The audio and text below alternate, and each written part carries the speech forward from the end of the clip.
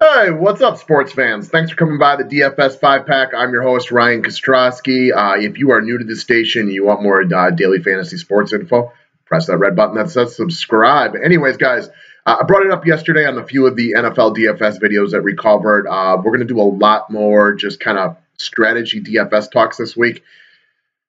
Figure no baseball. Well, we got playoff baseball, which is significantly easier to evaluate because you got 2 games over a 2-day period. So it does cut down your research time significantly at that point. So we got just a little bit of baseball, but mostly we're focusing on football right now. Probably start looking into NBA a little bit as the regular season is approaching quickly. But we're going to do some like strategy videos, like I said, this week. So if there's something you want to talk about, feel free to throw it in the comments section, and I'll see if I can't get something up about it. See if it makes a cut of things we want to talk about. But today I want to talk about contest selection. It's something I get a lot of questions on.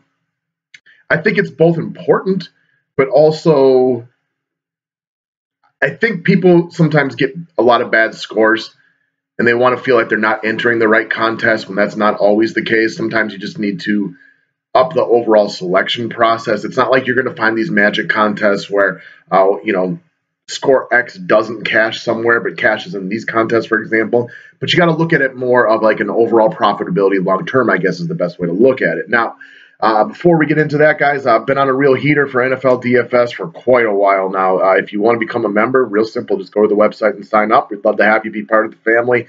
I'll get into more details about that at the end. 5-pack members, if you happen to be watching this, we will have some info out for the 2-game baseball slate coming up starting tonight. But let's dive into what we're talking about. So if you are real new to DFS, you're going to hear people talk about cash games. What cash games are going to be your 50-50s, your double-ups, your head-to-heads. What you play is up to you. I play double-ups myself, and that's what I've been doing for years now.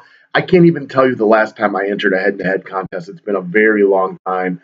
And I stopped doing 50-50s a long time ago. I like the pure double up. Yes, the cash line is going to be just a little bit higher than your 50-50, but I like when my 25 turns into 50, my 50 turns into 100, as opposed to 50 turning into 90 or whatever it is on a 50-50. I didn't actually look it up before jumping into this. So that's what I do. Specifically, I look for single entry double ups. I don't really care about. I mean, if you want to enter $103 double ups or $300 double ups, I've never found the cash line to be significantly different one way or the other. But me personally, I look for single entry double ups. Higher the number of players, the better. So if you can find $1,000 double up that's single entry, that's what I would rather do as opposed to the 23 player ones.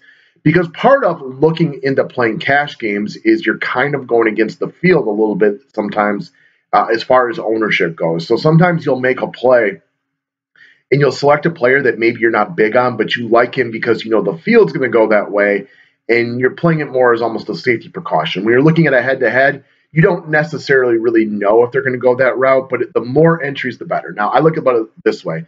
My parents owned a market research firm, so they had me working there when I was really young. They started teaching me about how many people you needed to research in order for the numbers to be high enough to be considered something you could take any real data out of. So the more players, the more likely it's going to be run pure to what the projected ownership percentages are going to be, if that makes sense to anybody. Because if you're playing in just a 23-person one, it's more of just it's not a large sample size. So I prefer the single entry double ups.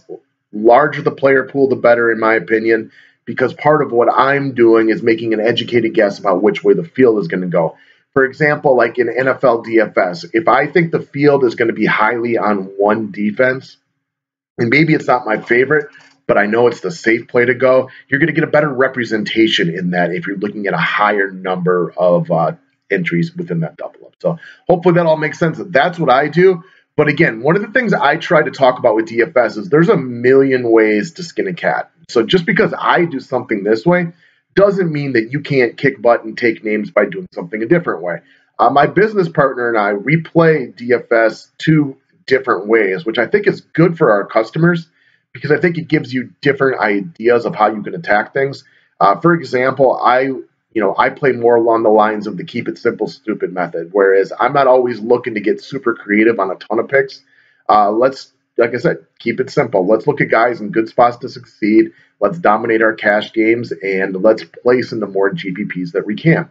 My business partner, Matthew, he prefers to sometimes look at things at the guys who have a chance to succeed but who are going to be lower owned. So he's more likely to have a couple of losses in a row but then take down a big score in a couple days, is where I'm more likely to be consistent but just trying to make your way into the money more times than not. So it's two different ways to profit long term. It's just looking at it a little bit differently. And some of you guys who are watching this, if you're kicking butt and taking names, doing it your way is right for you. And that's awesome. And congratulations.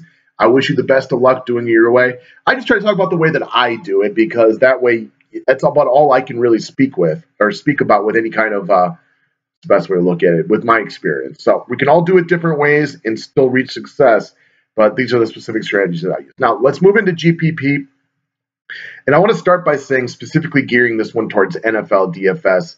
If you are really interested in being profitable long term, stop wasting your money on that Millionaire Maker contest. I don't think I've entered it in a couple of years now. And I try to think back a few years ago when I wasn't as hot as I was right now in cash games, but I would still win my cash games at like a 66 to 75% clip. So still, we're to the point that it was highly profitable for me, but I was donking off half my stack every week and really cutting in my long-term profitability by spending a lot of money trying to be a millionaire, guys. Think about it this way. There are 250,000 entries in that contest. You can be awesome at NFL DFS, and most of you will never come close to winning that thing. So if that's all you care about is trying to become a millionaire, it's your money. Do your thing, man. If that's what you want to do and you can afford to, waste $100 every week entering 5 times and knowing that you're probably not going to be profitable long term on it, but you're looking for the big score because you got a good job, make a solid living, awesome. Do your thing. But if you're interested in being profitable long term, I would highly recommend stop playing that contest. It is a bad long-term investment. Go click on it. Look at the way that the contest winning spreads out, where $1 million goes to first place, but then second place is only $150K, or less than 20% of first place. This is a losing contest unless you get one really, really, really good finish in there. So most of you will never do that. That's a lot of entries to try to get to the top of. It is so much easier to win even like a 15,000 person GPP than it is to get like a top 5 finish in the Millionaire Maker. So if you're sincerely interested in long-term profitability, I would just stop even entering that contest. Give up the dream, guys. And I know we all want to be millionaires, but if you're seriously interested in long-term profitability, that is a bad contest for long-term profitability. So I stopped entering 8 years ago. When I look at $1 million going to first place and the rest of the scraps that we're fighting over just to try to get our money back on that, it's a bad investment. So I've already kind of talked about how, like in cash lineups, I look for single entry double ups, but then I will also, so the way I do it, and we all do this differently, let's just pretend I bet $100 on the weekend for NFL. I would put about 60 to 70% of that into my actual double ups, but I would also enter it in at least one single entry GPP. And this is going to vary per what your budget is. Some of you guys play for $3 a weekend. Some of you guys play for $3,000. What you enter is up to you. We're all at different places financially, but I like to enter them into single entry GPPs for my cash lineups. So like a couple examples of that would be like the NFL 150K $12 entry, I think is a nice contest. If you play for a little bit less, I know there's a daily dollar for $1, but it's also a single entry GPP.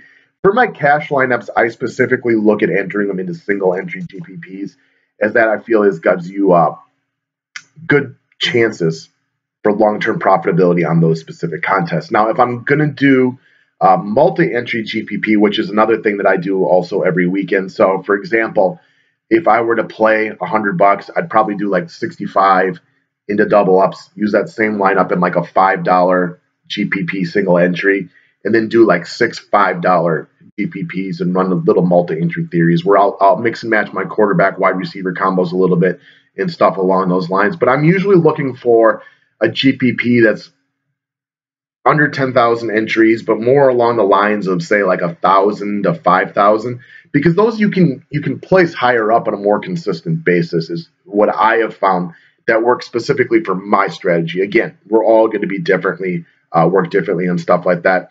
You're not getting the mass entry people, the people that can enter 300 times or anything like that. And it gives you a little truer representation of what you're looking for. So that's the way I do it. I was talked into this years ago by some of the guys that were even customers of mine who played for really big money. And they were telling me about how they stopped entering like the $3 contest where it all tiers towards the top. It's just not a good long-term investment for the way that those things tier out. It's great if you can win one, but if you never win one, your long-term profitability is less. I like for GPP sometimes, if you look at like those, I think they're like 57, 58 player contests where first place is going to get, I believe it's like 12 or 13 times their money. You can win those on a fairly regular basis. And I used to play those for MLB a good number of times. So we're all going to do this a little bit differently, guys, but I prefer smaller total number of entries for GPP.